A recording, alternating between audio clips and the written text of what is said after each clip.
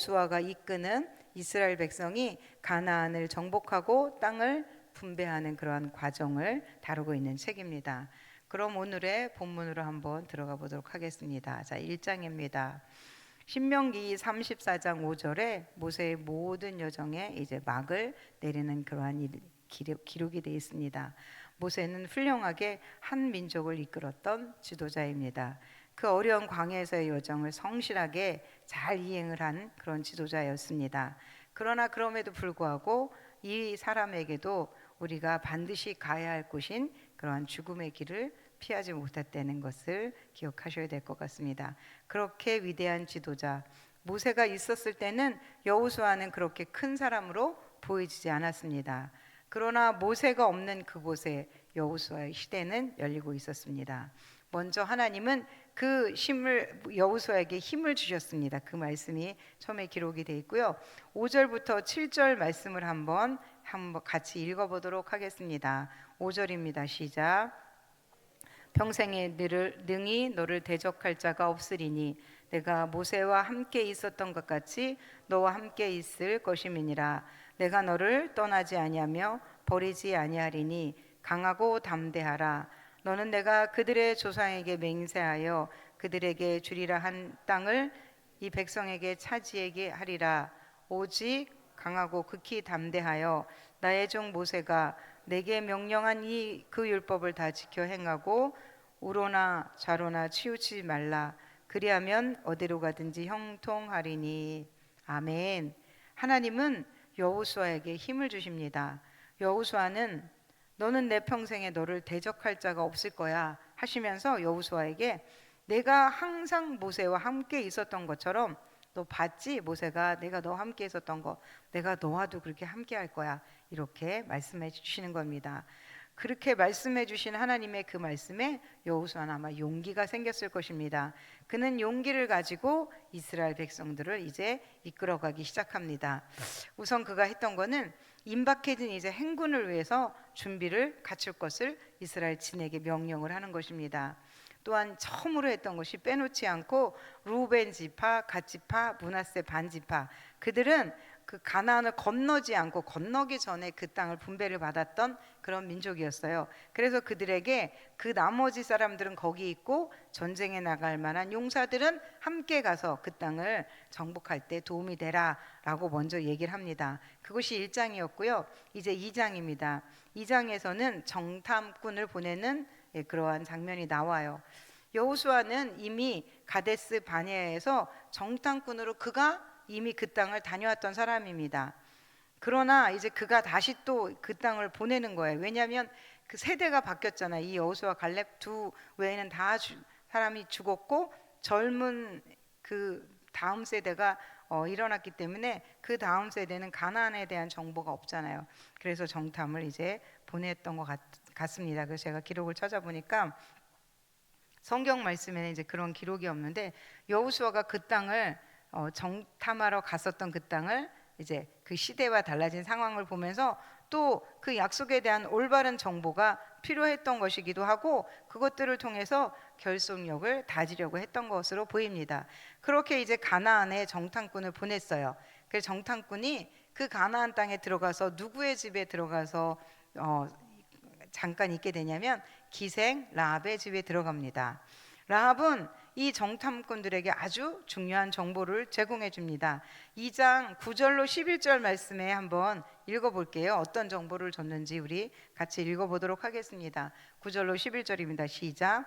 말하되 여호와께서 이 땅을 너희에게 주신지를 내가 아노라.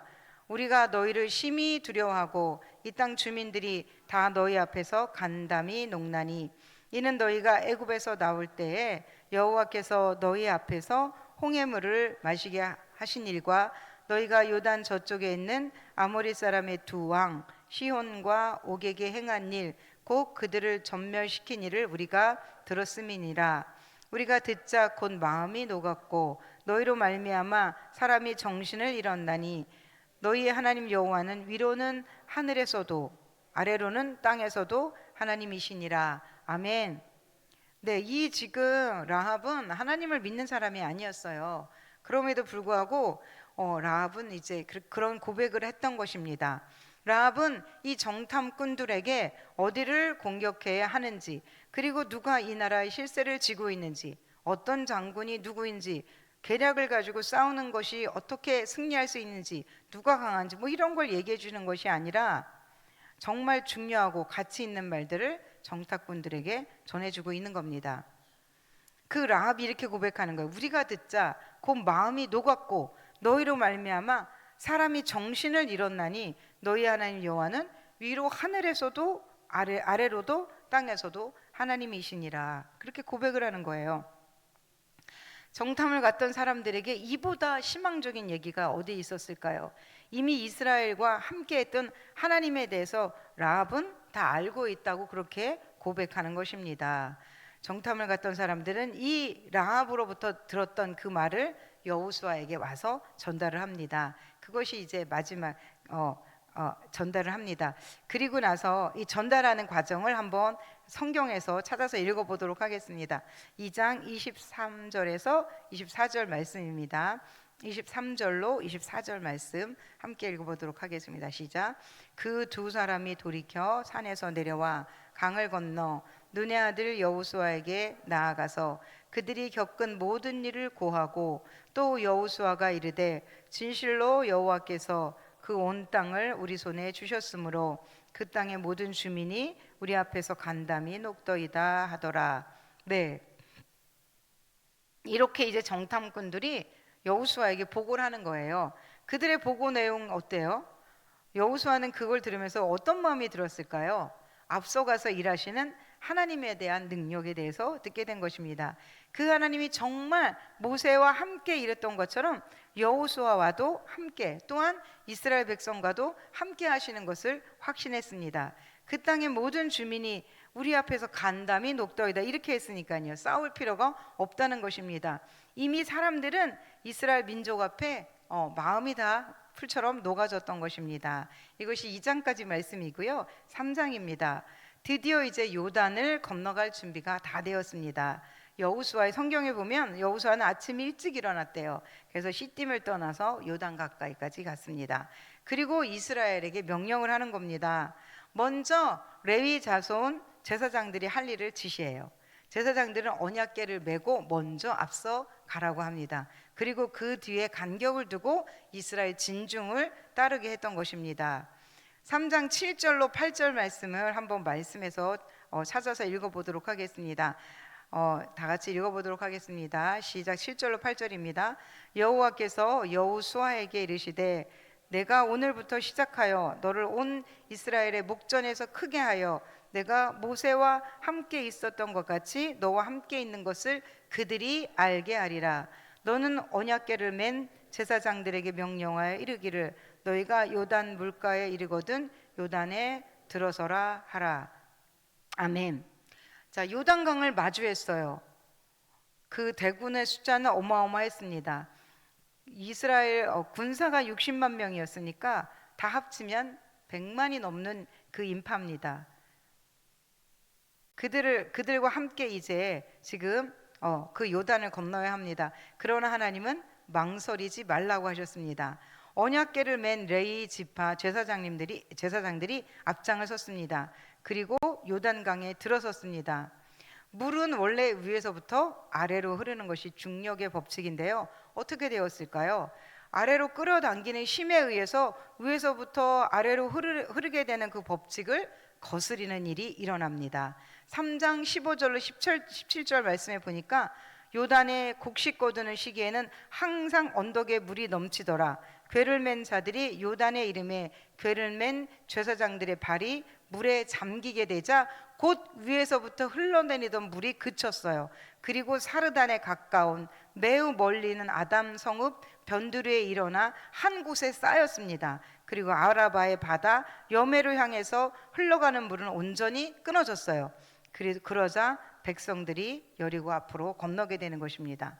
여호와의 언약궤를 맨 제사장들은 요단 가운데 마른 땅에 굳게 섰고요. 그 모든 백성이 요단 건너가기를 마칠 때까지 모든 이스라엘은 그 마른 땅으로 건너갔더라. 네, 이게 3장 15절부터 17절까지 말씀입니다. 어떻게 됐나요? 물이 넘치는 시기임에도 불구하고 언약궤를 맨 제사장들이 요단에 들어서자 물이 어떻게 됐어요? 그냥 쌓이기 시작을 했던 것입니다. 그러다 백성들이 요단을 건너기 시작했습니다. 이거 3장이고요. 4장 말씀입니다. 1절 말씀에 그 모든 백성이 요단을 건너기를 마치자 여호와께서 여호수아에게 말씀하여 이르시되, 자 이제 요단을 다 건넜습니다. 그리고 나서 10절로 11절 말씀에 읽어보면 같이 읽어볼까요? 4장 10절로 11절 말씀입니다.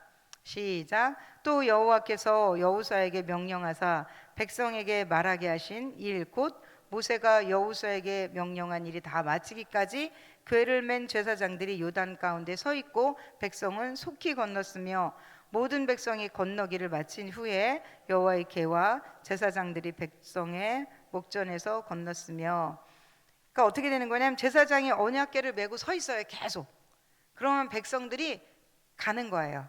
끊임없이. 그 건널 때까지 제사장이 서 있다가 그들이 다 건넌 후에, 그 모든 과정이 마친 후에 제사장들도 건너게 되었던 것입니다. 이 이스라엘 백성들은 행진하는 데 특화되어 있어요. 하나님께서 구름 기둥으로 그들에게 이제 이렇게 계속 그 위를 진영을 감싸고 있다가 그 구름 기둥이나 불 기둥이 이동할 때는 그들은 행진을 해야 했었거든요. 그래서 그 행진에 대해서는 특화됐던 거, 그 많은 백성이 신속하게 그 요단을 건너갔던 것을 알 수가 있습니다.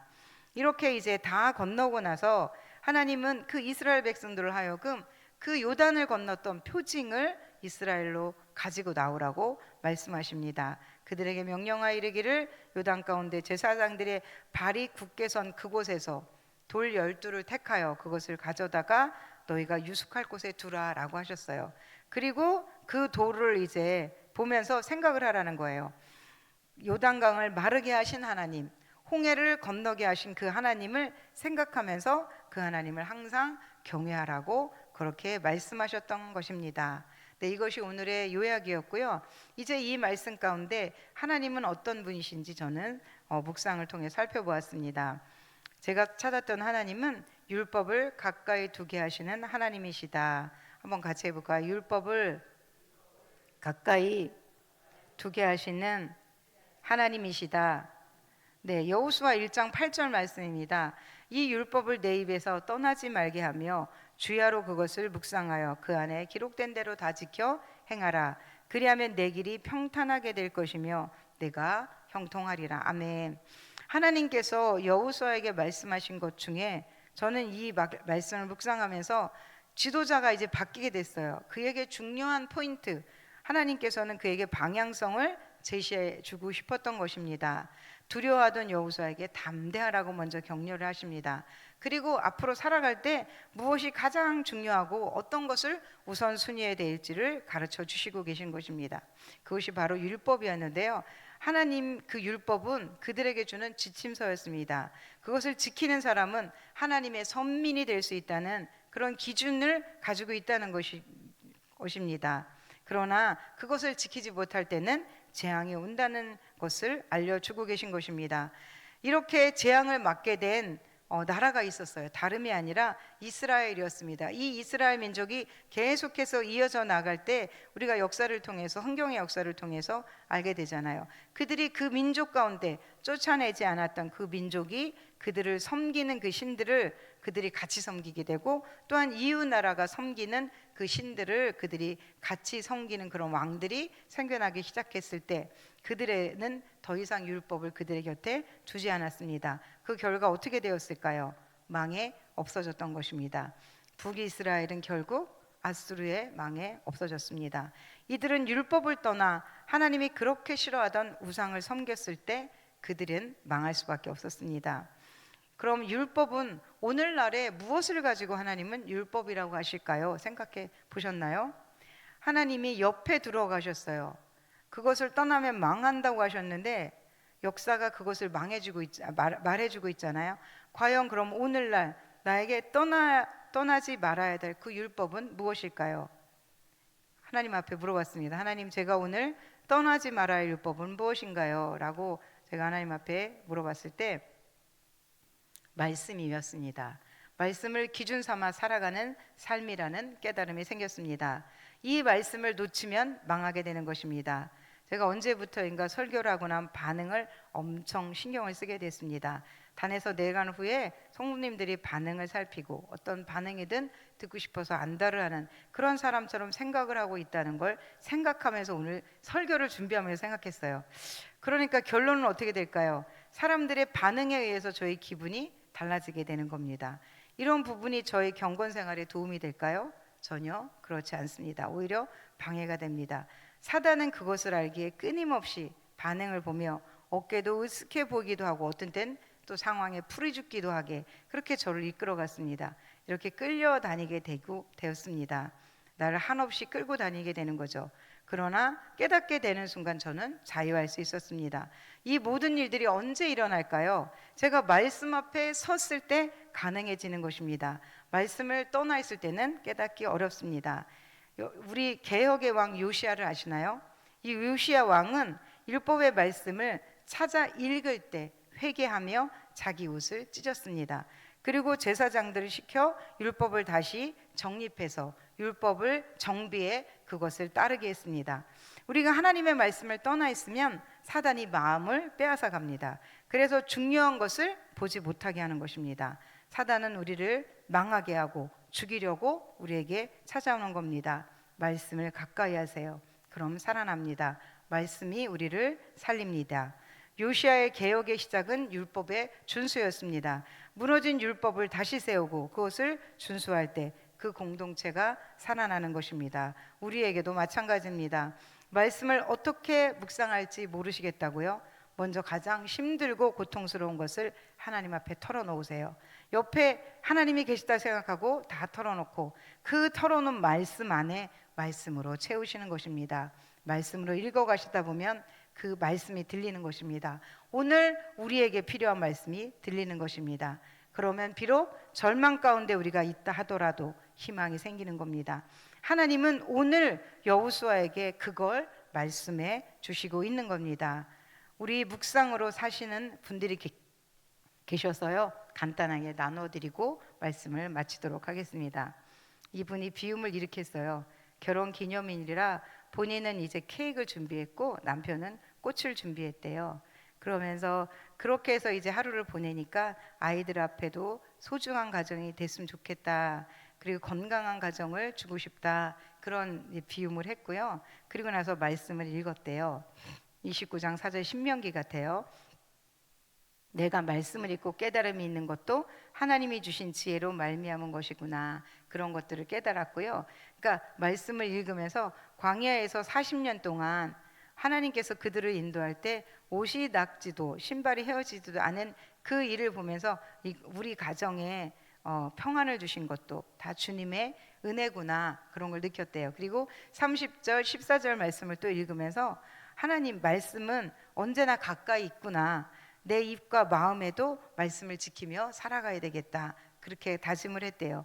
그리고 31장 12절 말씀을 보면서는 유튜브에서 성경 쓰기를 하고 있고요. 유초동부에서 말씀 읽기를 매일 가르치고 있는데 이것을 열심히 하자. 그래서 우리의 주권자 되시는 하나님이 매일 영과 육에 일용할 양식을 주시는 것을 감사합니다. 그렇게 생각하면서 우리 가정에 늘 말씀을 가까이 하며 깨닫고 순종하며 서로 격려하는 그런 소망이 있는 가정이 되길 원합니다. 그렇게 하루를 묵상을 마쳤던 그런 글을 올려주셨습니다. 정말 소박합니다. 가정은 아주 중요한 곳입니다. 이곳에서 일어나는 일들을 가지고 묵상의 자리로 나오세요. 거기서 하나님의 음성을 듣고 움직이시면 가정이 살아납니다. 네, 기도하고 말씀을 마치도록 하겠습니다. 살아계신 하나님 아버지,